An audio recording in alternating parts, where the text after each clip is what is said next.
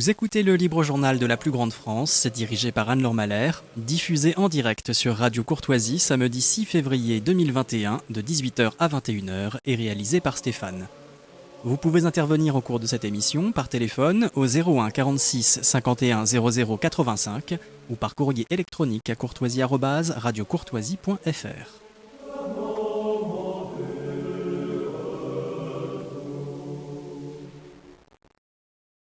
Chers auditeurs, je suis donc très heureuse de vous retrouver pour ce nouveau Libre Journal. L'émission étant en direct, je vous invite à évidemment appeler notre chère Hélène, qui est notre bénévole de ce soir, pour ne pas qu'elle s'ennuie. Le thème de l'émission en première partie portera sur le terrorisme en France. Alors l'esprit, c'est comprendre pour se défendre, donc j'espère que nous aurons le temps, en fin d'émission, de partie, avec mes deux invités, de donner quelques pistes qui nous permettent à nous, citoyens, d'avoir une posture de défense face au terrorisme. Pour travailler ce sujet, vous entendrez Patrick Jardin, qui est le papa de Nathalie, une jeune femme qui a été assassinée au Bataclan et qui est l'auteur d'un livre témoignage magnifique que je vous recommande, Pas devant les caméras, qui est paru aux presses de la Délivrance. Donc je vous invite vraiment, chers auditeurs, à vous procurer ce livre, qui est un mélange évidemment qui permet d'incarner ce qu'est le terrorisme en France, et puis parce qu'on peut avoir de beaux discours sur la sécurité, même dans nos milieux un peu théoriques. Évidemment, lorsqu'on entend ce père témoigner de ce que le terrorisme a comme conséquence sur la vie quotidienne des familles frappées, le discours sur le terrorisme et la sécurité des Français prend une autre ampleur. Voilà. Et puis, par ailleurs, Patrick Jardin est un homme courageux, donc qui transforme sa colère, puisque il nous le témoignera. Peut-être qu'entre-temps, il a réussi à canaliser sa colère et s'apaiser, ce qui n'est pas sûr, mais il a transformé sa colère en action, et c'est devenu un homme d'action, et je pense qu'il fait partie de ces personnes que nous gagnons à suivre et que nous gagnons à soutenir lorsqu'il y a des actions, puisque c'est grâce à Patrick Jardin qu'il a été possible de reporter un concert prévu au Bataclan, qui était un véritable sacrilège, puisqu'il permettait à une personne qui profère des paroles insultantes en direction de la France, profondément racistes, de venir chanter sur le site même du Bataclan, où des centaines de Français, une grosse centaine de Français a été assassinée. Donc, comme toujours, nous vous invitons à vous procurer les ouvrages, soit directement auprès des maisons d'édition. Donc ici, il s'agit des presses de la Délivrance. Vous pouvez trouver leurs coordonnées sur Internet, ou sur le site de la librairie française. Ce sont des librairies amies, il faut les soutenir. Et puis, vous pouvez évidemment commander par téléphone pour ceux d'entre vous qui ne sont pas très au point sur Internet. N'hésitez pas à commander par téléphone. Alors, pardonnez-moi, chers auditeurs, je prendrai un peu de temps pour vous donner les coordonnées des librairies plus tard, parce que je n'ai pas pris soin de les noter sur ma petite fiche. Il faut que je les recherche. Ensuite, vous entendrez François Belliot, qui complétera le témoignage de Patrick Jardin. François Belliot travaille actuellement sur des chroniques du terrorisme que vous pouvez retrouver sur son blog www.françoisbelliot.fr et il est l'auteur de Guerre en Syrie, chronique de la guerre en Syrie, donc volume 1 et 2, qui est paru aux éditions Sigest. Donc vous comprenez bien que l'essentiel de notre sujet portera sur le terrorisme islamisme en France, et François Belliot nous donnera un petit peu replacera le témoignage de Patrick Jardin dans la question du terrorisme international, en fait, et des ramifications qui s'opèrent entre ceux qui travaillent localement en France et ceux qui travaillent contre la France à l'étranger. En deuxième partie, parce que je sais que certains d'entre vous me reprochent de ne pas annoncer l'entièreté de l'émission dès le début de l'émission, Vous entendrez donc nos chroniqueurs habituels, chroniques et actualités diverses. Vers 19h30, vous entendrez Pierre-Yves Rougeron qui nous prépare un point d'actualité sur la Birmanie. Donc il est au cœur de l'actualité puisque j'entendais encore sur une radio concurrente les dernières nouvelles de la Birmanie avec ce mystérieux retournement de l'opinion internationale contre l'ancien prix Nobel de la paix. Donc voilà, Pierre-Yves nous remettra tout ceci en perspective. Ensuite, vous entendrez François Lejeune qui nous a proposé de travailler sur la question du lien conjugal en Russie. Assez loin d'ailleurs de certaines conceptions toutes prêtes que nous avons sur la défense de la famille en Russie. Donc c'est très très intéressant d'entendre cette mise en perspective de François Lejeune, notamment au vu des débats qu'on a aujourd'hui sur les différents modèles de mariage. Je dis ça d'une manière très correcte, chers auditeurs. Vous voyez, pour l'instant, j'arrive encore à respecter les conventions. Ensuite, en toute fin d'émission, vous entendrez l'actualité vue du droit, donc pilotée par Fabrice Hongre-Boyel-Dieu, et lui souhaitait travailler ce soir sur la loi sur le séparatisme, donc évidemment, on essaye sans être trop technique de donner quelques notions de droit, voilà, est-ce que c'est applicable ou pas, et puis l'abaissement de la majorité sexuelle, évidemment, des mineurs, donc le fameux âge de 13 ans pour le consentement aux relations sexuelles. Quel est le problème? Qu'est-ce que ça entraîne? Voilà. Je crois que Patrick Jardin, qui malheureusement ne pouvait pas se déplacer jusqu'à chez nous en raison des différentes contraintes Covid, et puis parce qu'effectivement le samedi soir, ça reste un temps normalement prioritaire pour les familles, je crois que Patrick Jardin est avec nous. Oui, bonsoir. Bonsoir Patrick Jardin, un grand merci d'avoir accepté de répondre à mes questions et de présenter votre ouvrage et puis surtout votre témoignage aux auditeurs. Donc vous avez entendu le début de l'émission ou pas? J'ai entendu juste quand vous avez fait la présentation des différents intervenants. D'accord, mais pas vous n'avez pas entendu votre présentation. Donc je disais aux auditeurs que votre livre gagnait à être lu parce qu'il permettait d'incarner, parfois même dans nos milieux, on a des discussions un peu théoriques sur la question de la sécurité des Français et du terrorisme. Nous avons, par votre témoignage, vous réactivez, en fait, vous permettez d'incarner cette souffrance. Et puis, ça n'est pas que ça, puisque dans votre témoignage et dans votre énergie, on trouve l'envie de se battre. Et je disais aux auditeurs que vous faisiez partie des personnes que nous gagnerions à suivre parce que vous proposez des actions concrètes et que vous aviez notamment obtenu cette petite victoire de l'annulation du concert de Médine au Bataclan, concert sacrilège pour la mémoire des personnes qui avaient été assassinées. Voilà. Absolument. Donc, c'est très bref, c'est infidèle à la qualité de votre témoignage, mais voilà, je vous laisse un peu libre de transmettre aux auditeurs à la fois votre expérience et puis ce qui vous paraît très important de garder en tête. Alors, comme le sujet est un peu sensible, j'invite d'ailleurs les auditeurs dans leurs questions à être prudents. On parle bien de terrorisme, d'islamistes. Il ne s'agit pas de faire des généralités sur les musulmans. Voilà, on essaye d'être prudent dans notre propos. On a bien en tête l'action violente, mais peut-être que vous pourrez aussi prendre le temps de nous replacer un petit peu peut-être ce lien ou cette dérive qu'il peut y avoir entre des pratiques, des musulmans pratiquants pacifistes ou relativement assimilés, et puis le glissement vers la radicalisation. Ça sera peut-être l'occasion pour vous de nous préciser un petit peu à quoi il faut être attentif et quels sont les signes qui doivent nous alerter. Voilà. Patrick Jardin, je vous laisse libre. J'essaierai de ne pas trop vous interrompre. Je vous laisse libre de dire ce qui vous paraît important aux auditeurs. Déjà, ce qui me paraît très important, et je pense que ça va de soi, il faut lutter contre l'islamisme radical. Bon, vous parliez effectivement de ne pas faire une dérive en considérant que tous les musulmans étaient des islamistes. Je sais bien que c'est complètement faux, il y a des musulmans, et moi j'ai des musulmans parmi mes amis, qui ne sont pas des islamistes. Le seul regret que je formulerais, c'est que malheureusement, ces gens-là, ils font leur foi, mais jamais on les entend critiquer ceux qui ont été violents et ont perpétré des attentats sur notre sol. Et ça me dérange beaucoup.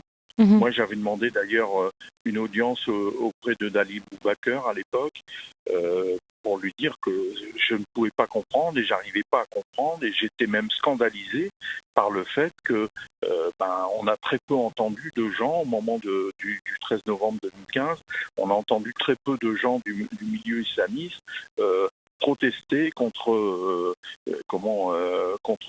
ces attentats et les dénoncer, si vous voulez. Et ça m'a choqué énormément. Vous trouvez que nos compatriotes musulmans sont un peu timides. Vous avez eu des explications par vos amis ? Je crois que le gros problème, c'est la peur, si vous voulez. Ils vivent tous dans la peur. Alors, quand il y en a un ou une, et je pense notamment à une amie qui s'appelle Zineb El Razoui, qui elle très n'a courageuse. pas peur de dénoncer. Très courageuse. Qui elle n'a pas peur de dénoncer, mais elle a désormais des conditions de vie qui sont épouvantables, s'il vous plaît. Moi, à chaque fois, quand je la rencontre, elle a 4 gardes du corps avec elle. Sa petite fille, elle a des gardes du corps à l'école. Ce qui a déclenché d'ailleurs chez elle un problème psychologique. La preuve, c'est que maintenant, elle a beaucoup de mal à parler, cette petite. Et donc, c'est pas normal, si vous voulez. Je trouve pas ça normal. Et c'est là que moi, j'ai beaucoup de problèmes, même avec les musulmans qui sont pas des musulmans radicaux. Alors, du coup, là, on ne prend pas directement votre témoignage, mais ça soulève un élément important. Je crois que c'est... je ne sais pas. Alors, comme je n'ai pas le nom exact de la personne, mais une personne a publiquement rappelé, c'est peut-être d'ailleurs cette dame, Madame El Razoui, je veux pas écorcher son nom, qui disait que en fait, parmi les musulmans modérés, donc qui ont trouvé un moyen de conserver leur foi ancestrale et d'être de bons Français, une pression était exercée contre eux et le fait de ne pas sanctionner les radicalisés, les islamistes, les radicalisés, voire même de ne pas sanctionner de manière suffisamment sérieuse les gens qui tournaient dans les environnements des terroristes, ça plaçait sous terreur en fait les musulmans français. C'est exactement ce que je dis. C'est exactement ce que je viens de vous dire. Alors ces gens n'osent pas aller contre ces islamistes radicaux. Et résultat de l'opération, moi ce que j'ai dit à mes amis, c'est que ça risque d'être très dangereux parce que si jamais un jour le peuple français venait à se réveiller et à s'attaquer au peuple musulman, les bons paieront pour les mauvais, quoi, parce qu'on ne pourra pas faire de distinguo. Et ça, c'est extrêmement dommageable. Je trouve ça inadmissible. Mais bon, d'un autre côté, vous savez, moi j'ai perdu ma fille au Bataclan et le soir même, j'ai entendu dans les banlieues des gens applaudir, crier à l'Akbar. Je peux vous dire que ça m'est resté vraiment au travers de la gorge. J'ai beaucoup de mal. Oui. Alors ça, c'est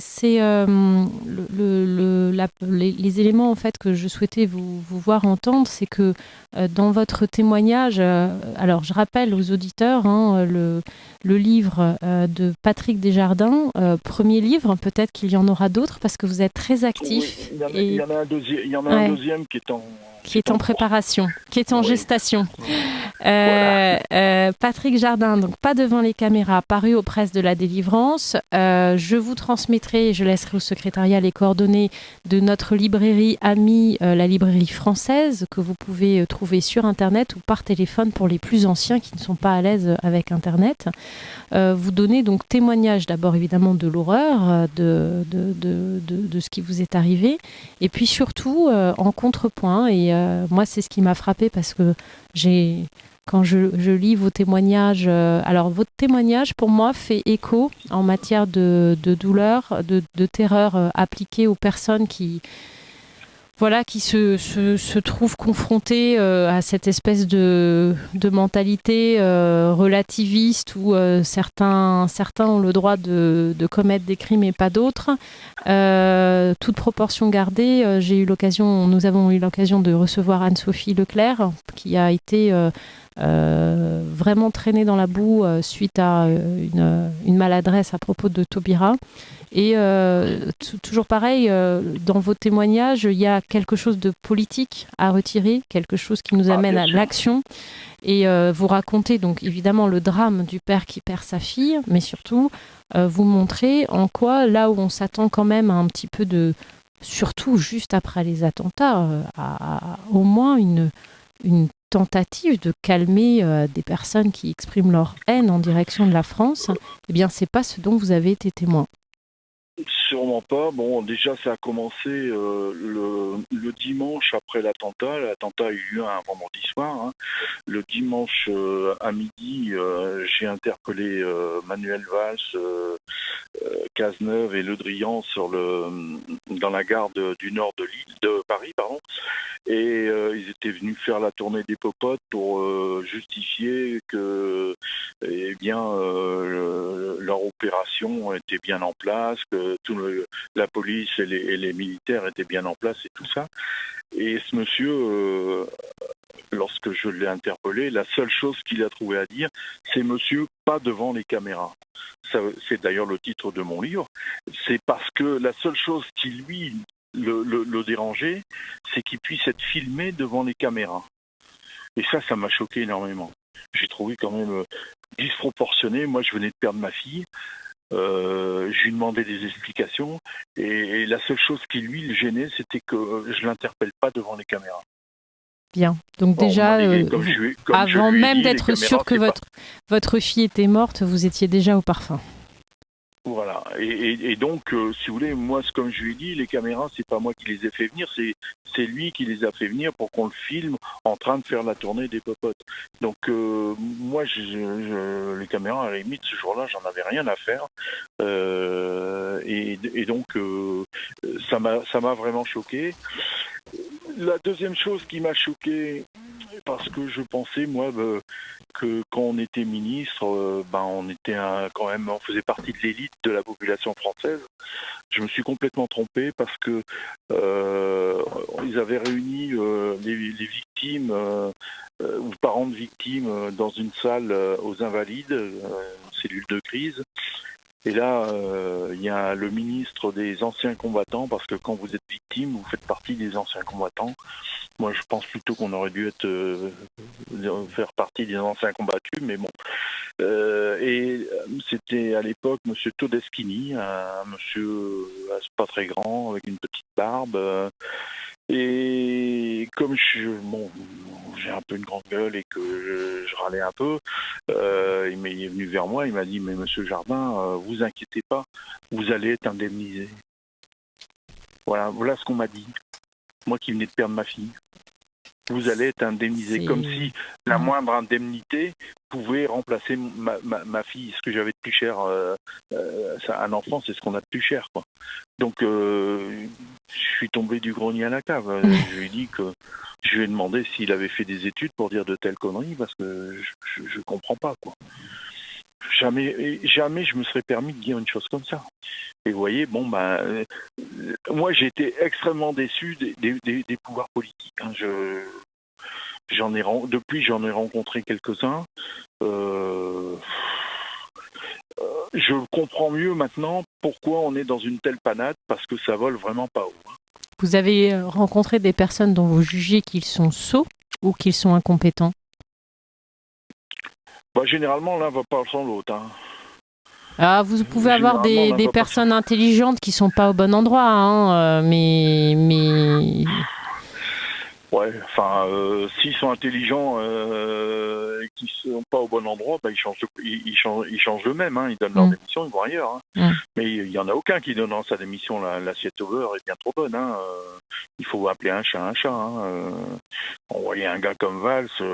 Depuis, j'ai mis les choses au point avec lui puisque je l'ai rencontré à la sortie du studio d'M6 le jour de ma victoire contre Médine, M6 a voulu m'inviter à leur 20h, donc je suis allé chez eux et en sortant du studio, il y avait Monsieur Valls qui était là, qui venait d'annoncer qu'il avait donné sa démission de député français, poste à lequel il venait à peine d'être élu, pour aller se présenter comme maire de Barcelone. Bon.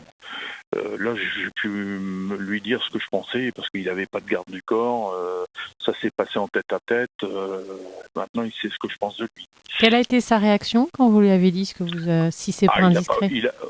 Il a eu l'intelligence quand même de ne pas bouger, de ne pas lever les petits doigts parce que je crois que ça se serait très mal passé pour lui. Il n'a pas présenté d'excuses? Rien du tout. Il est parti en silence. Rien.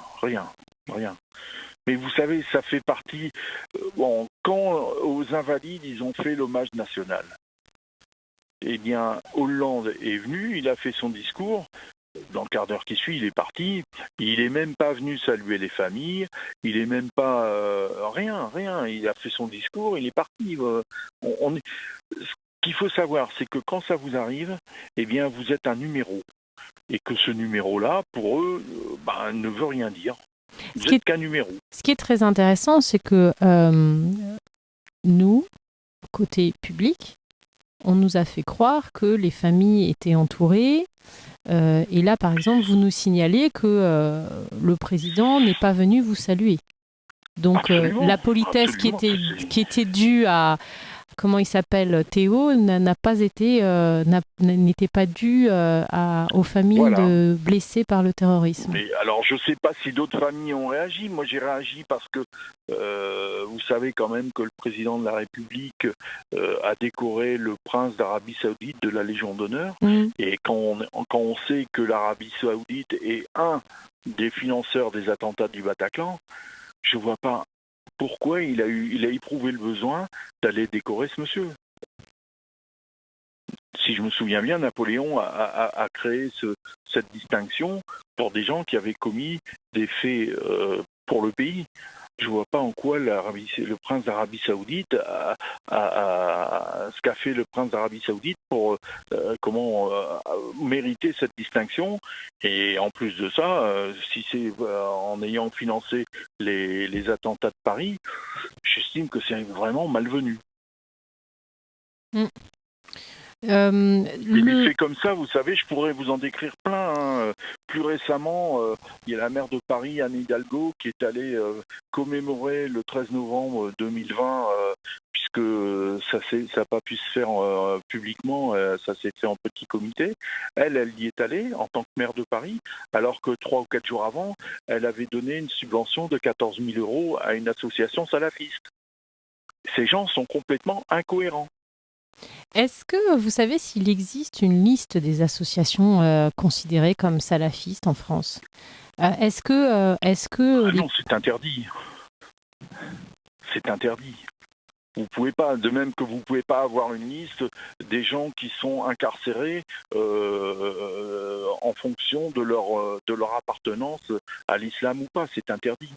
Il y a une loi pour ça, je ne sais plus comment s'appelle la loi, mais il y a une loi. Mais attendez, du coup, je vous pose ça veut dire que les pouvoirs publics n'ont pas les moyens, lorsqu'il y a des subventions qui sont attribuées, sauf à faire du renseignement, de savoir si l'association à qui ils donnent une subvention pour des motifs culturels est une association en réalité salafiste et éventuellement, parce que je ne sais pas si tous les salafistes sont quand même réputés être des radicaux, mais éventuellement ayant trempé dans des affaires de terrorisme, ce qui est encore pire. Parce que ça viendrait à considérer qu'on subventionne le terrorisme quand même. Indirectement, je le pense, oui. En tout cas, moi, il y a une chose dont je suis sûr, c'est que les attentats de Paris n'ont pas pu avoir lieu sans, je vais pas dire la complicité, parce que je n'ai pas les preuves, mais au moins la bienveillance de certains personnages du pouvoir et qui évoluaient au plus haut niveau du pouvoir. Ça, j'en suis certain. Alors ça, c'est le fruit, on sort du témoignage, on passe à ce que j'appelle votre enquête. C'est-à-dire qu'après la mort de votre fille, vous absorbez le choc Et puis, cette espèce de colère, d'ailleurs, on aura peut-être l'occasion de l'aborder, mais dans un premier temps, vous allez être assez seul puisque vous allez être noyé dans une espèce de romance qui va être distribuée au public de ces familles qui surtout prêchent le pardon des terroristes et de surtout pas les haïr. Donc vous, c'est pas la posture que vous allez prendre. Vous allez mûrir votre affaire et après vous allez déjà faire une enquête personnelle, d'accord ? Donc c'est pas une enquête de police, mais menez votre enquête pour comprendre comment se sont déroulés les événements, comment les décisions ont été prises, est-ce qu'il y a des responsabilités dans l'ampleur des dégâts. Et donc ça m'intéresse parce qu'effectivement, à travers, donc je rappelle aux auditeurs qui peuvent suivre votre témoignage et cette enquête dans votre livre que vous avez publié Pas devant les caméras, Presse de la délivrance. Et ça, c'est très intéressant de suivre cette enquête que vous menez pour savoir ce qui s'est passé. Voilà. Et s'il y a eu des dysfonctionnements, comment ils ont pu arriver. Donc vous essayez de remonter un peu le fil, évidemment. Ça permet un peu de refaire l'histoire et puis aussi de se dire, et c'est ce qui ressort de votre ouvrage, qu'il n'y a peut-être pas tant de fatalité que ça. Et il y a des choses qu'on peut éviter. Il y a des choses qui sont troublantes, si vous voulez. Oui, alors on vous écoute. On vous écoute, votre enquête. Alors, la chose la plus troublante, c'est que j'ai rencontré, alors je ne dirai pas son nom parce qu'il m'a demandé de ne pas dévoiler son identité. Oui. Alors évidemment, ça peut paraître bizarre, mais bon, ce monsieur était directeur de la DGSE et de la DGSI. Et il m'a assuré, et j'espère bien réussir à le faire témoigner lors du procès au mois de septembre, que ses services avaient fourni à monsieur Valls la liste de tous je dis bien le tout, les terroristes qui avaient participé aux attentats du Bataclan, avant l'attentat. Et M. Valls, négligemment, n'a pas voulu et n'a pas daigné prêter attention à cette liste. Pire que ça, il n'a pas daigné la faire remonter au président de la République, alors que c'est ce qu'il aurait dû faire, sous prétexte que cette liste avait été établie en collaboration avec les services secrets syriens. Et donc, M. Valls, je le considère responsable des 131 maintenant, 131 morts et 485 blessés qui ont eu lieu ce soir-là. Ça, je suis affirmatif. Je vais compléter votre remarque. Je vais interroger François Belliot, qui lui aussi a fait un travail d'enquête sur ces différentes opérations terroristes. Rappelons, chers auditeurs, que quand on parle de blessés, on ne parle pas de bobos qui se règlent en 3 jours, on parle de personnes qui sont défigurées, handicapées à vie. Et dans les personnes non blessées, il y a des personnes qui restent quand même, qui vont rester traumatisées à vie au point de ne pas pouvoir travailler. Bien sûr. On parle, et puis évidemment, il y a les familles qui sont autour, dont certaines, évidemment, sont brisées, la vôtre, des frères et sœurs et des choses comme ça. Donc ça, c'est quelque chose qu'on oublie. Donc on parle des blessés de la guerre 14-18, mais quand on parle à l'opinion française des blessés des attentats, ces blessés-là disparaissent de la mémoire, on ne compte que les morts, parce que ça, on ne peut pas faire autrement. On oublie des blessés qui peuvent rester vraiment handicapés à vie, des gueules cassées. Voilà. François Belliot, merci d'être venu. Bonjour et désolé de ce retard dû à je sais pas quoi, au temps, on va dire. C'est la faute du temps. Aux merveilles des transports parisiens. Vous aussi, vous avez travaillé, vous avez publié un livre sur les affaires syriennes. C'est quelque chose qu'on a souvent entendu dire que nos services de renseignement connaissaient une partie des terroristes. Vous confirmez cette remarque de Patrick Jardin ? Alors oui et non. Je dirais d'abord, mais je tiens quand même à préciser d'abord parce que c'est la première chose qui m'est venue à l'esprit. Ça fait 10 minutes que je suis arrivé, c'est que là ça fait un pont avec ce dont on avait pu discuter sur la guerre en Syrie, à savoir non pas l'incurie, c'est-à-dire la sottise, mais la compromission oui, c'est ce qu'a l'air au plus haut niveau de gens comme, alors là à l'époque on parlait de Laurent Fabius, de François Hollande, mais vous voyez ce qui est terrible, c'est que là si on va sur la situation intérieure, on va faire exactement le même diagnostic. Oui. C'est-à-dire qu'il s'agisse de la gestion du terrorisme à l'intérieur du pays ou de sa promotion, parce qu'il s'agit bien de ça, hein, le terrorisme a été promu, sans jamais le dire à l'extérieur. Et personne n'a jamais eu à rendre de responsabilité. De compte sur les erreurs graves qui ont été commises. Voilà. Donc là, Mais alors, pour répondre précisément à la question, on en avait parlé la dernière fois qu'on s'était vu, une fois avant, c'était sur le massacre de Oula, c'était le 25 mai 2012, donc qui était une opération sous faux drapeau, donc un faux massacre. Donc là aussi, c'est quand même bien de préciser que quand les médias, de manière générale, parlent de massacre, qu'il s'agisse de massacre à l'extérieur ou à l'intérieur du pays, ça n'est rien d'autre que des machines à fabriquer des émotions, à remuer l'opinion et on va dire à la pousser comme un troupeau dans une direction. Un troupeau éberlué dans une certaine direction. Suite à ce massacre, il y avait une réaction coordonnée de tous les États dits amis de la Syrie pour couper leurs relations diplomatiques, en fait, avec la Syrie. Et c'est à partir de là qu'il n'y a pas eu... C'était le 28 mai. En fait, c'était le 28 mai, 3 jours après. Donc, comme d'habitude, c'est les versions officielles et claires. C'est ça la magie aussi, c'est qu'il y a eu une incurie totale des services de renseignement. Tous les types des affaires les plus graves ces dernières années sont passés miraculeusement au travers des mailles du filet. On pourrait parler de parcours extraordinaires comme Abdelhamid Abaoud, par exemple. Et donc, ce que vous dites, c'est qu'en fait, il y avait peut-être une liste, mais il y a aussi dans les services de renseignement... Non, mais en fait, le problème, disons que ça peut s'expliquer. C'est-à-dire que les Syriens, par l'intermédiaire de Bernard Scarsini, c'est un canal parallèle vu que les relations étaient coupées officiellement entre les services de renseignement et les deux États, mais ça ne veut pas dire qu'il n'y a pas de collaboration possible. Un service de renseignement, c'est pas un guichet de la Poste, sans faire insulte à la Poste, hein, ça fonctionne pas de la même façon. Voilà. Oui, donc ils avaient des proposé contacts, ils échangent quand même. Oui, bien sûr, voilà, même de ce qu'on appelle des communications informelles.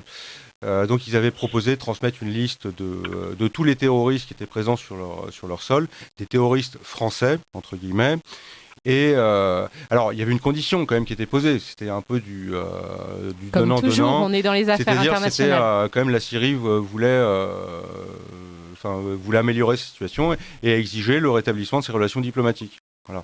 Et alors, ils ont refusé de rétablir les relations diplomatiques. Pourquoi ? Parce qu'on ne négocie pas avec le dictateur qui a massacré toutes ces personnes à Oula, alors ce qui est complètement bidon et qui est prouvé maintenant. Donc c'est une fausse décision qui a été prise sur un mensonge sur laquelle on s'appuie pour refuser de collaborer et de protéger les Français. Et de prendre une liste qui aurait pu être extrêmement utile. Après, on ne sait pas les noms, là je ne pourrais pas aller dans le détail, je ne connais pas. Mais oui, cette liste a existé et a été refusée pour les conditions que je viens de préciser. De donner. Et donc c'est une de ces listes qui aurait été rejetée en connaissance de cause par Manuel Valls. Tout à fait. D'accord. Donc vous confirmez ce que dit Patrick Jardin. On n'a pas les preuves, mais c'est probable, c'est plausible. Ce qui est précis, je ne peux pas être précis si c'est tous les terroristes du 13 novembre. Il y a quand même quelques cas obscurs, hein, notamment ces deux Irakiens avec des passeports syriens qui sont fait sauter au Stade de France. Mais par contre, ce qu'on peut dire là, et peut-être, j'ai vu ça dans le livre de Monsieur Marty, mais ça c'est tout à fait avéré. Il suffit de lire le rapport de la commission d'enquête. Vous avez au moins, en tout cas, tous les terroristes français entre guillemets étaient connus des services de police. Avaient été soit fichés S, soit incarcérés, soit avaient tenté de rallier la Syrie. Donc ils avaient un profil... Donc en fait, les terroristes ont fait un strike. Voilà, c'est-à-dire que là où des fois une personne, on peut avoir du mal à... ça peut être facile ou difficile de l'arrêter, mais vous voyez, 7 personnes en même temps, 20 personnes, vous voyez, 20 personnes, c'est pas 20 personnes. 20 personnes, c'est 80, c'est 200, c'est toute une logistique.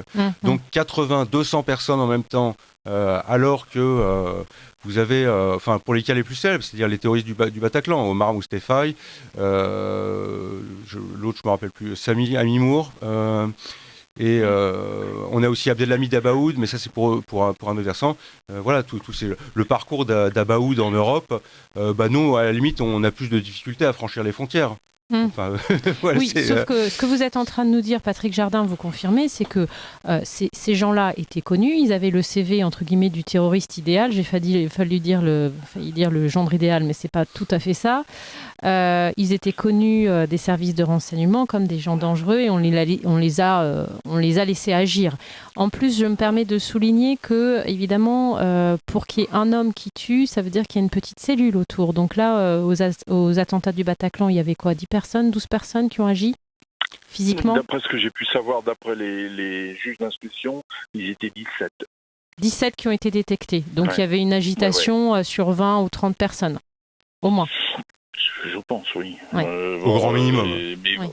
Mais bon, ces gens-là ont bénéficié, alors ça peut être de la chance ou bien de compromission, ça c'est compliqué à le dire, mais il y en a un par exemple, je ne sais plus son nom, mais dont l'État français avait retiré le passeport et qui a tout bêtement fait une demande de passeport et qui a obtenu un passeport.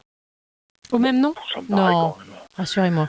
Ah oui, bien sûr, oui, bien sûr, au même nom. Alors je sais plus lequel alors, c'est. je crois que c'est Sami Amimour. Attendez, je vais vous retrouver. Ouais, je crois que ça doit être lui, mais j'ai beaucoup de difficultés. Alors avec quand les vous noms, et moi on perd notre passeport, on est obligé de justifier X nous, c'est fois de notre... l'enfer, nous. Oui. Et là, ce monsieur qui est fiché S, il retrouve un passeport sans problème. Oui, absolument. D'accord. Bon, c'est intéressant. Et puis il s'est baladé partout. Il est allé en Syrie, il est allé en Autriche, il est allé en Grèce. Enfin, il a fait le tour de l'Europe pratiquement. Hein. Et ça, Oui. on doit dire merci aussi à l'espace Schengen. Hein. Il n'y a plus de frontières, c'est l'enfer. Hein. Oui, alors je crois, je vais vérifier, mais je suis presque sûr. Hein, en fait, le système était poreux, c'était évoqué par le rapport de la commission d'enquête, c'est parce qu'il était sous contrôle judiciaire. Et en fait, quand vous êtes sous contrôle judiciaire, pour quelque affaire que ce soit, les surveillances vous concernant sont arrêtées. Voilà. Pardon ? Non, je ne plaisante pas. Hein. Quand on est sous contrôle judiciaire, oui, on n'est pas surveillé. C'est l'argument qui a été avancé c'est dans le rapport de la commission d'enquête. Chers auditeurs, oui. En fait, contrôle judiciaire, ça suppose qu'on est surveillé, non ? Je ne sais pas. Ça me paraît logique aussi. Et dans le rapport de la commission C'est d'enquête. ahurissant, ça. Attendez, Bon, écoutez, donc vous détectez, donc vous avez un témoignage disant que ces personnages étaient très défavorablement connus des services de renseignement. Ensuite, donc là, on a une défaillance sur les services de renseignement. Ou c'est le décès. C'est énorme. Ouais. C'est une défaillance énorme. C'est le béaba, quoi. Je veux dire. Bon, cependant, je ne pense pas que la personne qui était à la tête de ces services de renseignement était défaillant, lui. Hein. Je pense que lui a fait son boulot, mais je pense que c'est derrière. Vous savez, ces gens-là, c'est de détecter des problèmes et de refaire monter après les informations à l'étage supérieur. D'ailleurs, il y a une cellule qui s'appelle, une cellule de crise qui est dédiée exprès à la présidence de la République, où ça remonte par cette cellule-là au président de la République. Donc là, c'est passé par Manuel Valls, qui lui a jugé bon de ne pas faire suivre cette liste. C'est énorme. Je vais vous lire les remarques des auditeurs, cher Patrick Jardin. Bonsoir Anne-Laure, merci pour votre émission. Islamiste, silence, peur. Jamais un commentaire de la mosquée de Paris. Ont-ils peur ? Est-ce qu'il y a de fausses excuses ? Un auditeur, propos d'un officier ayant servi en Algérie. La lutte antiterroriste repose sur 2 piliers, le renseignement et une réaction ferme et rapide. C'est ainsi que là, pardonnez-moi cher auditeur si je me trompe, première division parachutiste a éradiqué les terroristes à Alger en 1957. Un auditeur, depuis 2015, on ne connaît pas les terroristes, qui sont-ils ? Un auditeur, les islamistes ont le dos très large. On ne peut s'empêcher de songer à d'autres responsabilités qui sont à Paris et ne sont pas musulmanes. Y a-t-il d'autres parents touchés et qui ont eu une présence médiatique comme la vôtre ? L'islam est une idéologie. Il n'y a pas de différence entre islam et islamiste. C'est la même chose. Cher auditeur, ça c'est votre remarque. Il y a des personnes qui sont des musulmans qui essayent de pratiquer leur religion d'une manière qui soit compatible avec la France. Et moi, je ne me sens pas suffisamment experte en islam pour juger de l'interprétation ou pas des textes. Et je pense qu'il faut être prudent en la matière. Voilà. Donc effectivement, il y a des doctrines derrière, mais chacun est libre d'appliquer la doctrine intelligemment ou pas. Vous voulez dire, c'est intéressant, c'est que ces gens doivent pratiquer leur culte en respectant les lois françaises.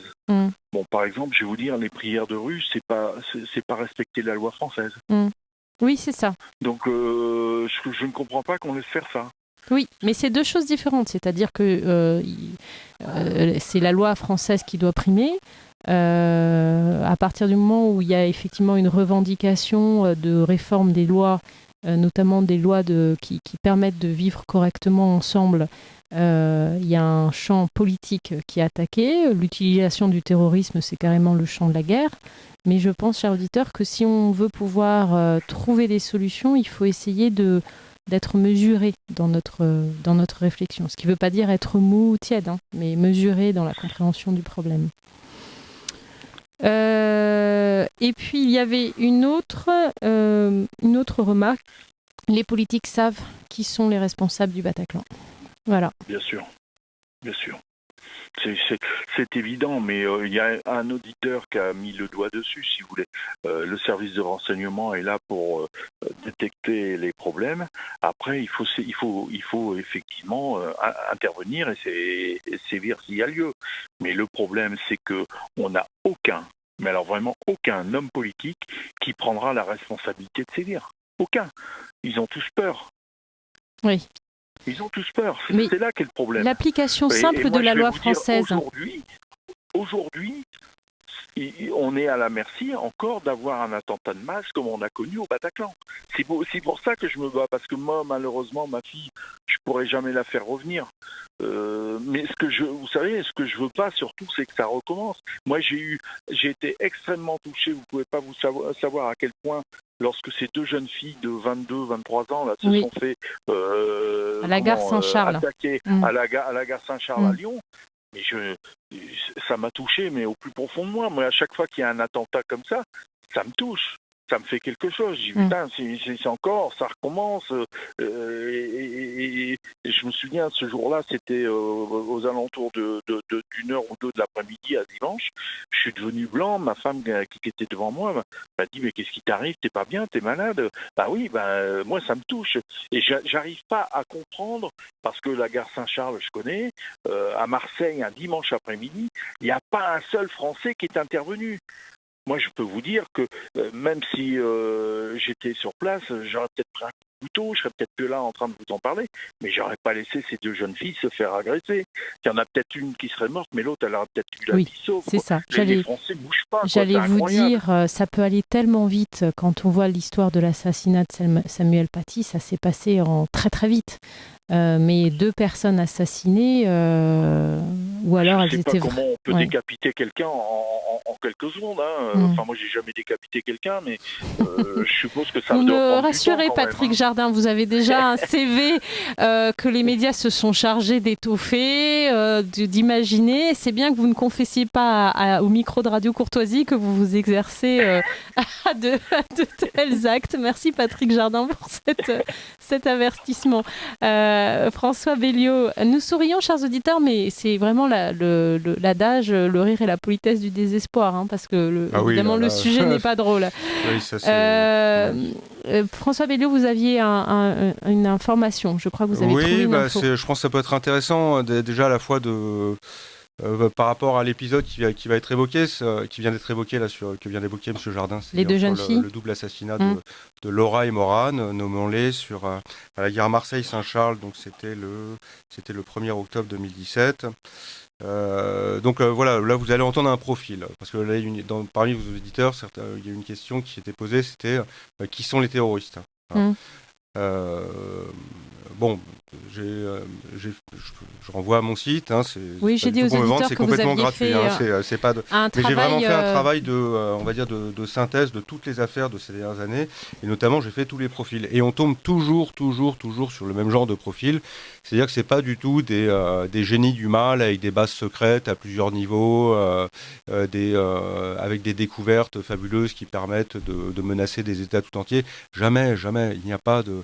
C'est une cour des miracles avec des cas tous plus désespérants, désaxés, toxicomanes, abrutis, bas de plafond, les uns que les autres. On peut peut-être trouver, je sais pas, 1 ou 2 exemples sur 40 de personnes qui est un peu normal. Regardez, écoutez par exemple donc le profil de l'assassin de Laura et Moran. Ahmed Hanachi, 29 ans, Tunisien en situation irrégulière, SDF, toxicomane, divorcé. Il est connu depuis 2005 par la police sous 7 identités différentes pour des faits de droit commun. Mais il n'était pas connu des services de renseignement et n'était pas fiché S. Placé en garde à vue, la veille de ces 2 meurtres pour vol à l'étalage, il aurait dû faire l'objet d'une reconduite à la frontière, mais le centre de rétention administrative local était saturé et la personne en préfecture chargée de signer l'obligation de quitter le territoire était absente. Les proches du criminel en Tunisie jugent impossible la piste de l'agression terroriste islamiste, pointant un éventuel abus de drogue et la trajectoire d'un paumé. Après qu'un rapport est révélé quelques jours plus tard, mettant en exergue les dysfonctionnements graves du système d'éloignement, le préfet du Rhône a limogé. En septembre 2020, le tribunal administratif de Lyon exonère toutefois l'État de toute responsabilité dans cet attentat et rejette en conséquence les demandes d'indemnisation des familles des 2 victimes. Donc là, vous voyez, et là, ce cas... Bon, il est particulier. On est vraiment à la limite. Là, on est dans le profil des derniers assassinats, c'est-à-dire d'octobre. C'est-à-dire des gens qui sont à peine français, qui viennent juste d'arriver sur le territoire, qui sont à peine traçables. Mais là, vous voyez, ce profil n'est pas isolé. Voilà. C'est-à-dire que c'est ça ce qu'on appelle l'international islamiste.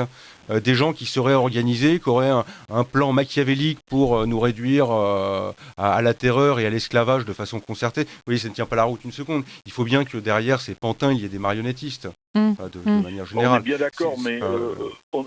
d'accord, mais d'abord, il y a une chose qui est certaine, c'est qu'ils sont tous ce sont pas des primo-délinquants, ce sont des gens qui ont déjà eu affaire avec la justice. Ils ont tous commis des délits de droit commun, tous. Oui. Ça, c'est sans presque 100%. Oui, et en plus de ça, en ce qui concerne ceux du Bataclan, c'est un petit peu quand même différent parce que derrière le Bataclan se situe la mosquée Omar. C'est une mosquée salafiste aussi, qui était fréquentée bizarrement par les frères Kouachi et par les frères Abdeslam. Ah, ça c'est intéressant. Donc, il y a quand même des liens entre ces gens-là quand même. Hein. Est-ce que vous êtes en train de nous dire que derrière le Bataclan, il y a une mosquée? Oui. Quelles sont vos sources? Il suffit d'y aller. Vous allez voir, c'est la mosquée Omar. D'ailleurs, elle a été fermée, si je ne m'abuse, au mois de novembre pour 1 mois ou 15 jours, un truc comme ça. Et ça a fait un tollé chez les islamistes. Alors que cette mosquée devrait être fermée définitivement. Et elle a été fréquentée à plusieurs reprises par des terroristes? Par les frères Kouachi, avant qu'ils fassent leurs méfaits, bien sûr, et par les frères Abdeslam. D'accord. Et ça, on le trace comment? Par les commissions d'enquête? Vous avez eu vous avez trouvé des articles ou des commissions d'enquête qui reviennent dessus? D'où viennent mes sources, parce que je n'ai pas tout en tête, mais oui, j'ai trouvé des sources qui attestaient ça. Alors ce que je pourrais vous dire sur les frères Kouachi et donc Farid Bagnetou. Alors Farid Bagnetou, pour rappel, c'est le fameux mentor des frères Kouachi, qui depuis est devenu un déradicalisateur. Oh non. On peut avoir 2 vies. Donc il a quand même réussi à avoir... C'est scandaleux. Il a purgé une peine de prison parce qu'il a quand même radicalisé des gens qu'il a envoyés en Irak. C'est ce qu'on appelait la filière des Buttes-Chaumont. C'était au début des années 2000. Dans cette filière des Buttes-Chaumont, il y avait les 2 frères Kouachi. Je ne me rappelle pas exactement l'histoire des passages en prison. Enfin, de toute façon, c'est limite presque un jeu de chaise musicale. Donc Farid Bagnetou a purgé sa peine et à la suite de ça, il a réussi à obtenir une bourse pour devenir infirmier urgentiste à la Pitié-Salpêtrière. Ce qu'il est devenu d'ailleurs, et même il faut savoir que Farid Bagnetou était présent le jour même des attentats du 7 janvier. Voilà. Et qu'il était dans le service des urgences de la Salpêtrière où étaient accueillis même des grands blessés. D'ailleurs, ça a fait un scandale au sein du service. Et ils l'ont mis de côté. Et d'ailleurs, Farid Bagnetou le raconte lui-même dans ses mémoires qu'il a pu diffuser avec une certaine publicité. Mais pour revenir au sujet, donc Farid Bagnetou, il a pu. Il est donc aujourd'hui. Concernant cette mosquée Omar, que je découvre ça, c'est intéressant. Pourtant, j'en parle dans mon livre. Hein. Oui, mais c'est-à-dire que dans le détail, par rapport au frère Kouachi, c'est quelque chose qui a dû se passer, je pense qu'il y a. Je dirais il y a une dizaine d'années. C'est tout à fait possible. Hein, oui, mais en matière de renseignement, ce qu'on appelle les gens qui se croisent et les formations, ça se joue sur le temps long. Donc là, par exemple, l'information transmise là publiquement par Patrick Jardin est importante. C'est-à-dire qu'il y a aussi une forme de négligence dans le suivi. Moi, je pense que autant les services de renseignement suivent très très bien les sympathisants de Génération Identitaire et savent où ils travaillent, ce qu'ils font, avec qui ils sont mariés, quels sont les noms des enfants. Et je suis étonnée qu'il n'y ait pas cette même rigueur. On en revient toujours à la même chose. Les services de renseignement sont peut-être pas à mettre en cause. Ils ont peut-être fait leur travail. Mais si en haut, on ne bouge pas... ils peuvent pas, investir la mosquée de leur plein gré, quoi. Il faut que là-haut, ça bouge. Si les ordres ne sont pas donnés. Le problème, il est là. Hein. Moi, je trouve encore, à l'heure d'aujourd'hui, que c'est incroyable que cette mosquée continue à être ouverte. C'est complètement inimaginable. Et on peut compléter, ça a déjà été dit à demi-mot, mais bien le répéter, que... Le problème, c'est le problème qu'on rencontre en Syrie, c'est-à-dire le soutien à la politique étrangère de la France en Syrie est dicté par ses liens d'intérêt et d'argent avec l'Arabie Saoudite et le Qatar. Et de la même façon, il y a une tolérance immense à l'implantation du salafisme de toutes les façons possibles sur le territoire français, notamment par l'implantation de mosquées parfois très richement dotées. Et il y a l'Arabie Saoudite et le salafisme qui va avec, parce qu'il faut préciser quand même que ce qu'on appelle le salafiste, ou une mosquée salafiste, c'est une obédience musulmane qui est considérée comme une hérésie dans l'ensemble du monde musulman. C'est l'idéologie wahhabite, qui ne peut exister, qui ne peut prospérer que grâce au pétrodollar. Est-ce qu'il s'il n'y avait pas d'Arabie Saoudite, il n'existerait pas de ça. Il n'existe pas. D'accord. J'ai une question. C'est pour ça que tout à l'heure, je disais que c'était scandaleux d'avoir remis la Légion d'honneur au prince d'Arabie Saoudite. Oui, alors là, je pourrais donner une explication. Enfin, mais pas parce qu'il donne des explications. Des fois, c'est que en fait, ça a été remis parce que c'est normal dans le protocole entre chefs d'État, ils se le remettent toujours l'un l'autre. Et comme ils avaient remis 1 ou 2 ans plus tôt le cordon de la Légion Abdelaziz, je ne sais pas comment ça s'appelle, le cordon du roi Abdelaziz à Nicolas Sarkozy. Voilà, c'est-à-dire, donc c'était une espèce d'échange de bons procédés, mais c'est un peu ridicule, on est d'accord. C'est des politesses qui s'octroient. À ce moment-là, on n'en veut pas. À ce moment-là, on n'en veut plus de la Légion d'honneur. Oui. Mais moi, je vais vous dire, à ce moment-là, c'était très malvenu. Je sais pas, ça s'est passé peut-être un mois après les attentats. Ouais. C'était très malvenu de faire ça à ce moment-là. Moi, franchement, ça m'a choqué, quoi. Oui, on se fiche de nous. Hein. Symboliquement, moi, j'ai écrit à cette occasion à François Hollande, qui, avec sa grande franchise, m'a renvoyé vers Juliette Méadel, qui à l'époque était ministre des victimes du terrorisme, poste qu'ils ont supprimé depuis, mais il a voté en touche, quoi, en fait. Donc il y a 2 questions d'auditeurs qui se ressemblent un petit peu. Y a-t-il des implications de services secrets de pays étrangers qui sont alliés avec la France dans cette affaire? Et est-ce que il y avait une question sur les responsabilités? Est-ce qu'il y a des responsabilités à Paris qui ne seraient pas directement rattachées alors ils disent pas musulmanes, mais voilà, qui soient pas rattachées à l'islamisme? Est-ce qu'il y a des complicités qui dépassent en fait le cadre islamiste, ou c'est uniquement des islamistes? Est-ce qu'il y a des complicités en dehors de l'islamisme? Non, à mon avis, il y a des complicités en dehors de l'islamisme, ça c'est quasiment certain. Ils peuvent pas avoir monté cette opération-là parce que, mine de rien, c'est quand même en termes de logistique et tout ça, c'est quand même une opération militaire qui a été prévue, qui a été prévue depuis le mois de juillet quand même, il faut le savoir. Les allers-retours des différents participants ont été listés depuis le mois de juillet. Moi, je tire mon chapeau aux juges d'instruction qui ont fait un travail remarquable. Moi, franchement, ça de ce côté-là, on peut se féliciter de leur travail. Maintenant, c'est toujours pareil, eux, ils ont fait leur travail. Qu'est-ce qui va se passer par la suite ? Ça, on aura la réponse entre septembre et avril, septembre 2021 et avril 2022. Parce que le procès est en cours, là ? Non, c'est l'enquête qui est encore en cours ? Le procès démarre le 7 septembre et se terminera le... Non, ils ont clôturé leur instruction. D'accord. Mais le procès est en cours, il démarrera le 7 septembre et il finira le 25 avril. Et ça sera un procès auquel tout le monde peut assister ? Alors ça va être compliqué parce que il y a 1500 parties civiles, je pense. Ah oui, d'accord. Donc je pense pas que ça puisse être public. D'ailleurs, ils ont recréé une salle pour essayer d'accueillir le maximum de personnes dans l'ancien palais de justice. Et je pense que les victimes, obtiendront un code pour pouvoir assister au procès par vidéoconférence, par internet, un truc comme ça. D'accord. Je pense, mais ça j'en suis pas sûr par contre. Et là, quand vous dites qu'ils ont fait un remarquable travail d'instruction, le travail, les auditeurs, le public peut avoir accès à des documents ou pour l'instant nous on n'a accès à rien ? Ça je peux pas vous dire. Moi je sais que j'y ai accès parce que c'est transmis à mon avocat via des DVD qui lui me les retransmet. Oui, mais c'est confidentiel. Je peux pas vous dire, ça j'en sais rien. D'accord.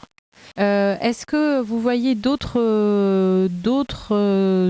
alors, de ce que vous nous dites, c'est cette affaire du Bataclan. On a donc des délinquants qui se retrouvent pris dans une opération militaire.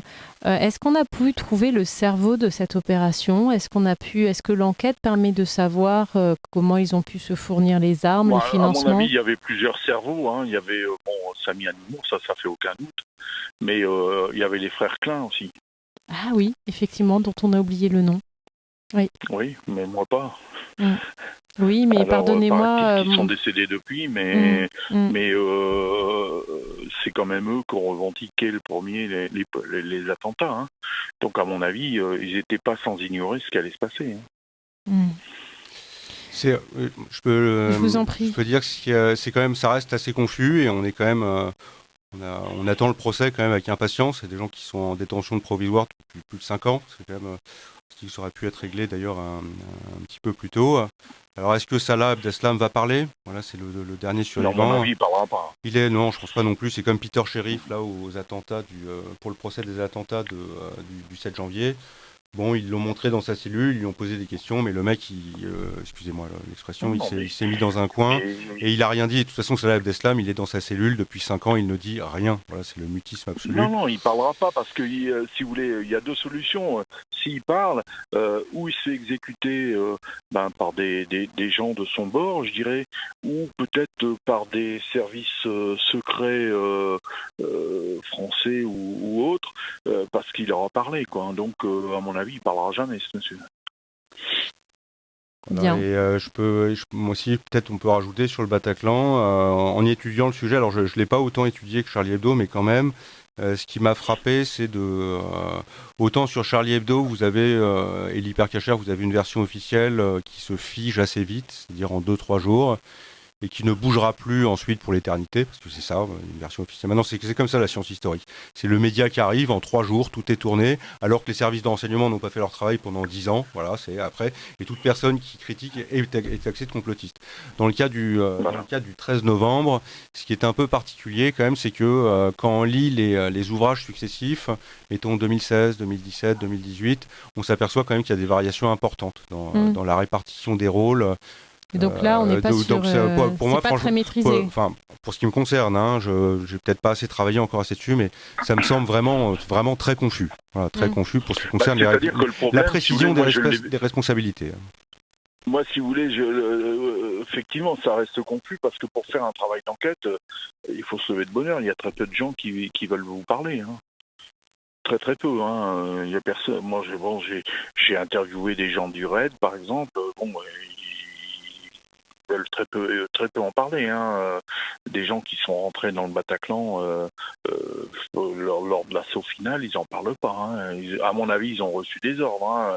J'ai voulu interviewer les gendarmes qui étaient initialement affectés à la surveillance de Manuel Valls et qui avaient fait une colonne pour intervenir au Bataclan parce que quand ils ont entendu les coups de feu, Manuel Valls habite à 300-400 mètres du Bataclan. Ils ont fait une colonne pour aller au Bataclan, pour se rendre au Bataclan. Au moment de rentrer dans le Bataclan, on les a rappelés en leur disant non, surtout vous n'intervenez pas. Ces gens-là ont été médaillés de la sécurité de la ville et après on les a envoyés en Nouvelle-Calédonie. Et c'est des gens qui faisaient partie du 31-7 de Reims. Donc ça c'est effectif, hein, on le sait. Hein. Bon, de même que impossible de trouver quelqu'un qui va vous parler des soldats qui étaient postés devant le Bataclan et à qui on a surtout dit de ne pas intervenir non plus. Alors que bon, je vais vous dire une chose, il y a les ordres et puis il y a le bon sens. Alors s'ils avaient ordre de pas tirer, moi je peux vous dire que si j'avais été soldat, même si on m'avait donné ordre de pas tirer, je peux pas laisser des compatriotes se laisser tuer comme des lapins. Quoi. Mais il y a quand même... surtout que moi je suis armé avec une arme de guerre, hein, alors que le valeureux policier qui est rentré avec son chauffeur avec un simple pistolet de poing, il a quand même réussi en descendant. Hein. Oui, alors dans cette affaire, il y a pas mal de choses qui se sont... L'opération a duré 2 heures, vous disiez, c'est ça? Le Bataclan. Oui, ça dure à peu près 2 heures. C'est-à-dire que les gens, d'après ce qu'on m'a dit, les gens du RAID étaient présents dans le quart d'heure ou les 20 minutes qui suivaient, et on les a fait attendre jusqu'à 2 heures du matin. Ils n'ont pas tiré un coup de feu, ils ne sont même pas descendus de leur camion. Mais, est-ce que vous n'aviez pas un problème parce que quand on observe sur d'autres opérations les méthodes utilisées par les services spéciaux, est-ce qu'ils n'avaient pas un problème d'évaluation de la situation avec le risque, si vous ne savez pas ce qu'il y a à l'intérieur... Normalement, en France, pour tous les gens qui sont censés recevoir du public, les services de secours comme les services de police doivent être en possession des plans de la salle de spectacle. Mmh. Bon. Or, bizarrement, au Bataclan, ils ne les avaient pas. Alors que les terroristes, eux, les avaient parce qu'on les a retrouvés dans leur portable. Alors, je vois François qui a des remarques complémentaires à faire ou des précisions à donner. Oui, peut-être sur les... Alors moi, ce qui me semble, ce que j'ai compris dans la chronologie, c'est... donc la tuerie a commencé à 21h40, c'est ça? Voilà. C'est ça, oui. Je crois que c'est ça. Les premiers policiers qui sont arrivés sur place, ce sont des policiers de la BRI, ce qui peut se comprendre dans la mesure où la BRI, qui est l'unité d'intervention de la police judiciaire, c'est-à-dire je m'excuse de vous reprendre, mais moi ce qu'on m'a dit, c'est que c'était le RAID qui était là les premiers. Alors, et moi j'ai un témoignage de quelqu'un du RAID qui est affirmatif. Hein. Alors, et il paraît que ça fait un tollé auprès du chef de corps parce que le chef de corps a refusé de prendre le risque d'intervenir et les mecs sont restés pendant 2 heures dans les camions sans tirer un coup de feu, sans descendre, sans rien faire. Alors que la BRI est arrivée juste après parce que initialement la BRI elle était réquisitionnée pour la sécurité de Hollande au Stade de France. Alors, parce que on a aussi, on a quand même le témoignage de Jean-Michel Fauvergue. Oui, alors justement, et du médecin aussi, Mathieu Langlois, qui est arrivé. Moi, j'ai un témoignage de quelqu'un qui m'a dit que Jean-Michel Fauvergue, il avait dit qu'il était rentré dans la salle et il paraît qu'il est rentré à la fin. Donc, il n'est pas exactement. En fait, la polémique, c'est sur le fait que est-ce qu'il serait arrivé en premier ou est-ce qu'il serait arrivé en deuxième. Ouais, moi, je vais vous dire, ces gens-là, moi, parfois, ça me fait rire parce que quelquefois, ils veulent se faire passer pour des héros. Et en fait, quand on analyse bien, les héros, c'est ceux qui sont vraiment les premiers. Pas qui fait le faux, quoi. Donc, mais bon, ça me fait un peu rire, ça. Bon, mais bon, à la limite, c'est pas... Après, c'est vrai que lorsqu'on est sur de la communication de presse, il y a aussi une communication officielle. Quoi qu'il en soit, l'affaire s'est arrêtée après l'intervention de ces policiers de l'abri, c'est ça ? Oui, alors ce qu'il est important de préciser, limite de bien comprendre, hein, on partait des soldats de l'opération Sentinelle. Alors effectivement, ils ont reçu l'ordre de ne pas intervenir. Voilà, ils ne sont pas intervenus, ils ont obéi, hein, alors qu'ils avaient quand même une puissance de feu qui était supérieure à celle d'un simple policier. Vous avez 2 policiers qui ont désobéi aux ordres et qui, au bout de 17 minutes, donc on est à 21h57, ont pénétré dans la salle et ont abattu un des terroristes. Il s'agissait de Sami Amimour, qui au dernier moment a réussi à faire sauter sa ceinture d'explosifs. Ce qui a amené les 2 autres terroristes, parce que le massacre était en train de se dérouler, ce qui les aurait, on va dire, déstabilisés et amenés à se réfugier à l'étage en prenant une douzaine d'otages. Et à ce moment-là, ils se sont réfugiés dans une salle en L. Et ils n'en ont en fait à partir de là, on va dire la scène était presque figée. Donc il y a eu ensuite l'intervention. Là où on dit que l'intervention a été tardive, c'est surtout dans l'assaut qui a été donné ensuite de cette aile à la fin avec les 12 otages qui quand même ont tous été sauvés. Enfin, oui, c'est tel que c'est précisé. On peut aussi expliquer que l'assaut a été tardif parce que justement les mecs ils n'avaient pas les plans. Et rentrer dans un bâtiment tout en noir, sans savoir où est-ce qu'ils allaient, avec des corps qui jonchaient le sol. Avec les craintes d'explosifs. Ça ne doit pas être facile. Mais bon, là, il y a encore encore une incompétence. Un truc anormal, quoi, si vous voulez. C'est pas normal que ces gens-là n'aient pas les plans. Alors que, je vous dis, les terroristes les avaient dans leur portable. Donc ça a été analysé après par les forces de police qui ont fait des analyses de leur portable. Et je crois que c'est le portable qui a été trouvé. C'est le portable qui a été trouvé dans une poubelle, celui-ci, non ? C'est pas ça. Je ne sais pas s'il a été trouvé dans une poubelle, ça je sais pas. Non, une poubelle juste devant le Bataclan. Enfin, attends, je m'en souviens. Ah, je ne saurais pas dire. Bon, ne nous perdons pas dans les détails. Alors, je me permets, parce qu'il nous reste, finalement, le temps est passé très vite, toujours trop vite. J'ai une auditrice qui me rappelle à l'ordre parce qu'elle n'a pas eu ses réponses. Madame l'animatrice, lire les questions, c'est bien. Répondre, c'est mieux. Excepté Monsieur Jardin, y a-t-il d'autres parents de victimes qui combattent médiatiquement avec la même énergie ? Malheureusement, je pense pas. Si vous voulez, s'il y en avait d'autres, je suis preneur qui viennent me rejoindre. Et puis, plus on est fort. Si vous voulez, mais j'en connais pas. Malheureusement, hein, à mon grand regret, les 3/4 sont dans la bien-pensance et dans le pardon. Je vais vous citer un exemple. Moi, je faisais partie d'une association qui s'appelait l'association 13-11-2015, qui était dirigée par un dénommé Georges Saline. Je l'ai rencontré, je crois que ça doit être en février 2016. Au bout d'une demi-heure, je me suis levé, j'ai dit, monsieur, on a en commun que le fait que vous ayez perdu votre fille et moi la mienne. Mais pendant une demi-heure, il m'a fait l'apologie de la maman de Mohamed Merah. Oui, tout à fait. Il y a une campagne très favorable. Et depuis, il a écrit un bouquin avec le papa de Sami Amimour. Avec le papa de l'assassin de sa fille. Moi, je trouve ça... je peux même pas comprendre. Est-ce que vous avez lu... Moi, je connaissais pas sa fille, je sais pas ce qu'elle pense là-haut de son papa. Moi, je sais que si j'avais fait ça, ma fille, elle m'aurait renié à vie. Est-ce que vous avez lu il y a un livre qui est paru récemment qui s'appelle Mourir au Bataclan c'est les parents de Albertini. C'est très récent, ça. Il y a quelques mois. Je l'ai pas lu, non. Et bon, d'accord, écoutez, c'est juste comme ça, peut-être que vous auriez pu... J'ai donc d'autres remarques d'auditeurs. Donc, ce que vous nous dites, c'est que pour l'instant, dans ce combat, vous êtes assez seul. Vous avez pu trouver des parents qui vous soutiennent, qui n'ont pas le courage de se mettre en première ligne, mais qui vous encouragent Alors, j'ai des parents, effectivement, qui me soutiennent. Qui n'ont pas le courage. Je corrige, c'est pas l'énergie, c'est tellement dur comme bataille. Oui, exactement. C'est des gens qui sont tellement anéantis. Oui, exactement. Et quand je pense à ça, je pense aux deux expression parents était pas bonne. qui ont perdu leurs 2 seules filles ouais. À la terrasse, je crois que c'est de la Belle Époque, je pense.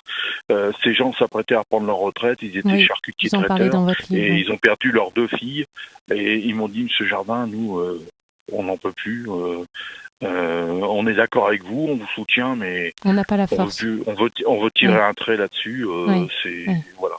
Bon, ces gens-là sont pas condamnables. Hein, non, du tout. Mon expression n'était vraiment pas adaptée. Je vous prie de m'excuser. Alors après, il y a des gens qui sont vraiment dans la bien-pensance. Et puis vous avez des types comme ce Georges Saline qui lui a dirigé cette association en espérant un jour peut-être décrocher une Légion d'honneur lui aussi ou un truc comme ça. Mais c'est abominable quoi. Ils n'ont rien fait pour les victimes, rien. La seule chose qu'ils font, c'est pour aller bouffer des petits fours dans des cocktails avec les ministres, et boire du champagne et puis récolter des subventions. Mais ils ne font rien, ces gens-là. Il ne faut pas croire que quand vous êtes victime, vous adressez à eux et ils ne bougent pas le petit doigt, quoi. Il n'y a pas de système d'accompagnement des familles, de thérapeutes, de prise en charge à l'hôpital, rien ? Alors, je pense que oui. Bon, moi... oui, vous aviez pas envie de goûter à ça, mais... Non, j'ai pas envie du tout d'avoir un thérapeute. D'abord, je ne pense pas en avoir réellement besoin. Mais bon, oui, je pense que ça, de ce côté-là, ça doit exister.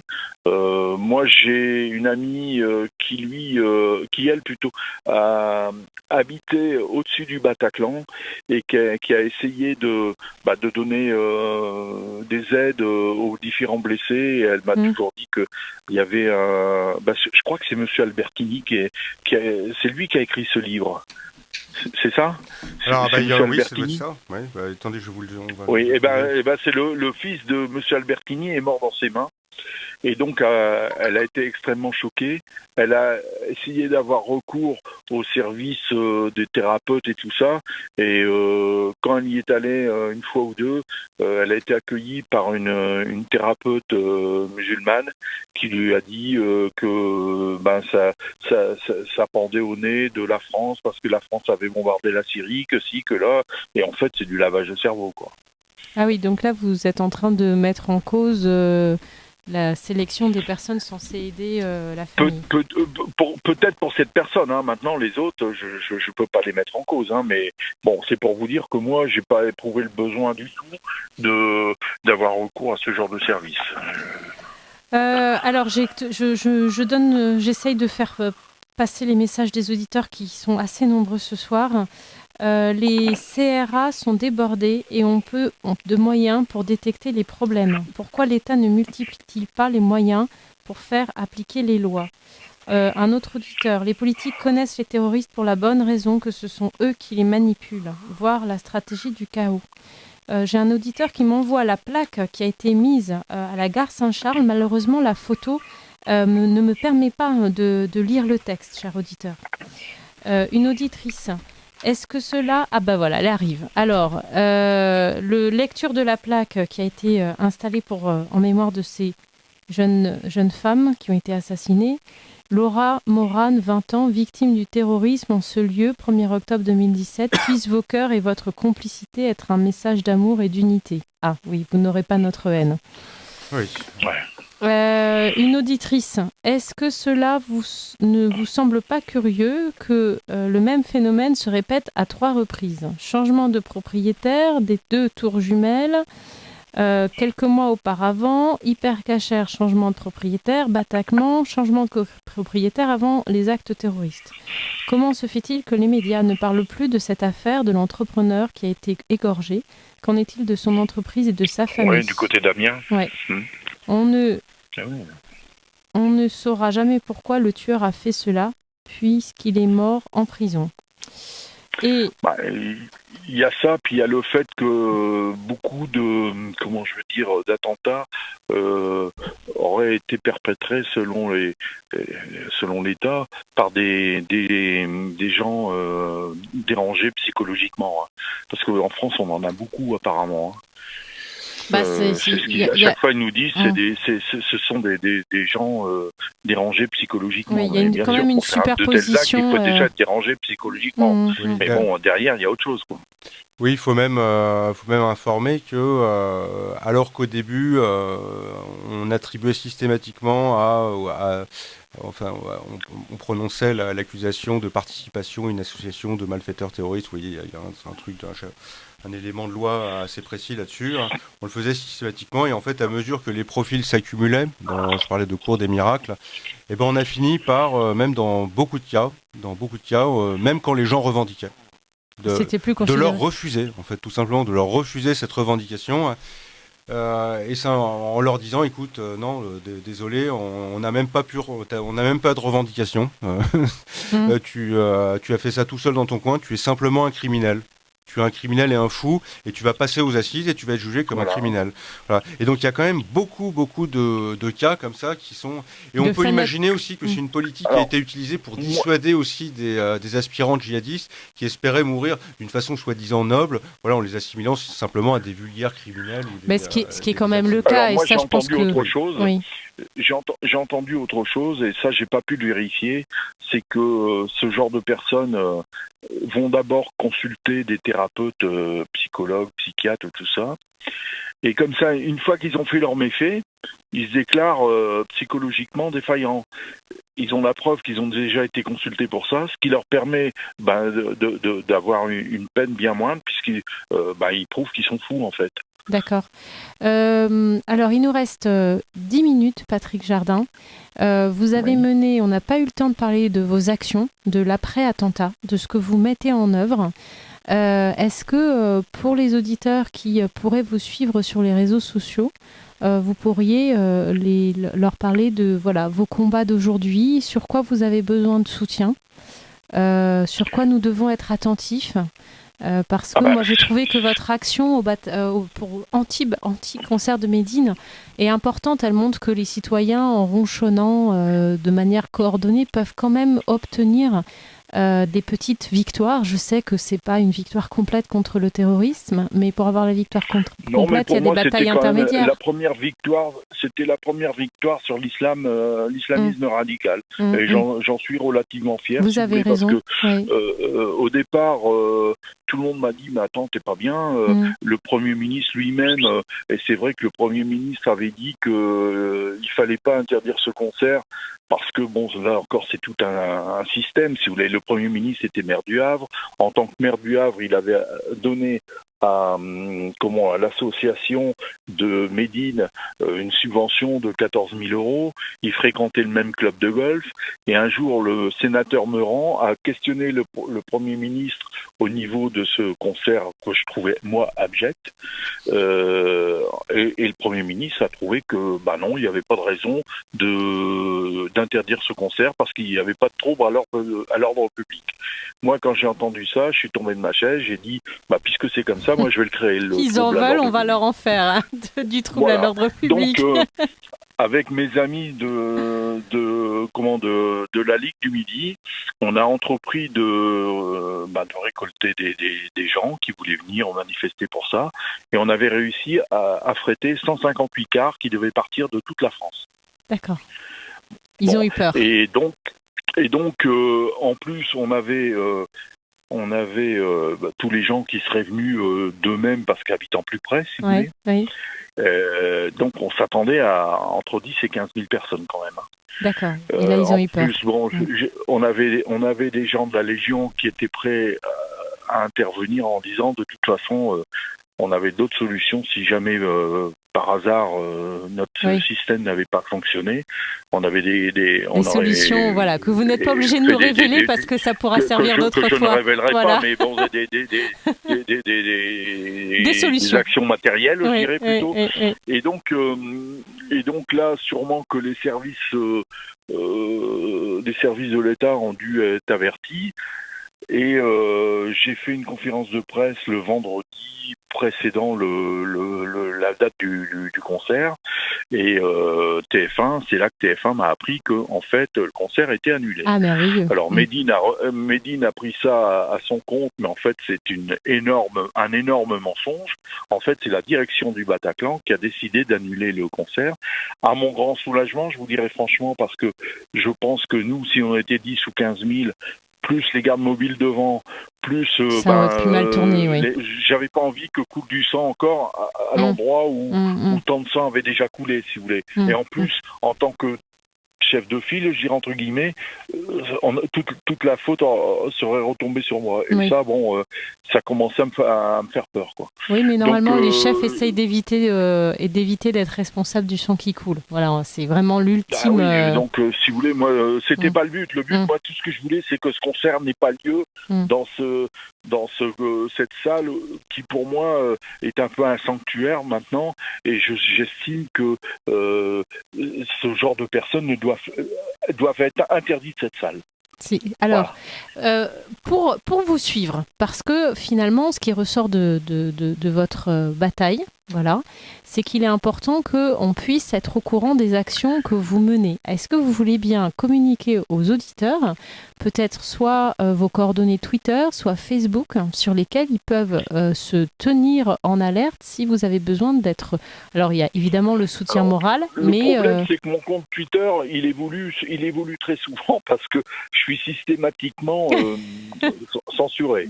Donc, j'en suis à mon 34e compte quand même. Hein. Bon, on peut vous retrouver ou il y a des mots-clés pour vous retrouver oui, bien sûr, on peut toujours me retrouver si vous voulez, mais bon, je préviens les gens que c'est pas toujours simple parce que je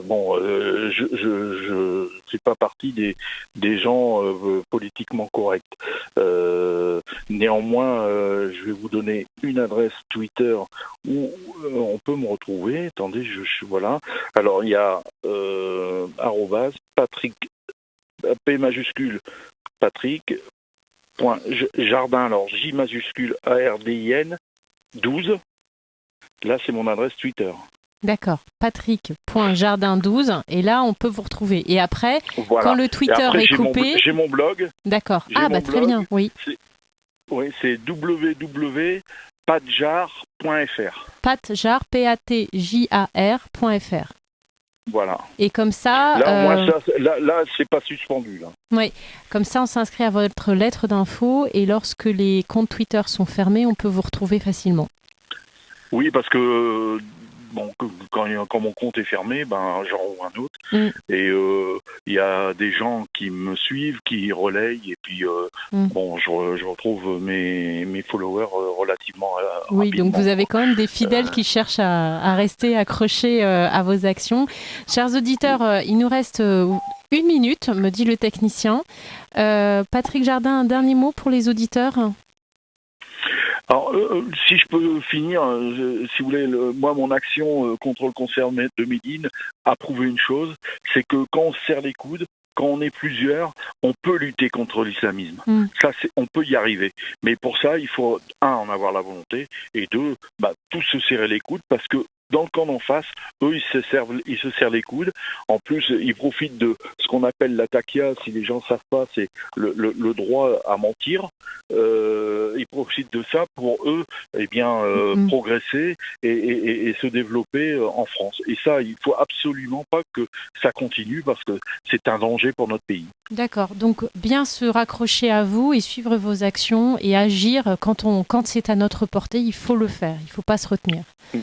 Voilà. Merci beaucoup Patrick Jardin, chers auditeurs, vraiment retrouvez Patrick Jardin donc sur son blog et dans son livre.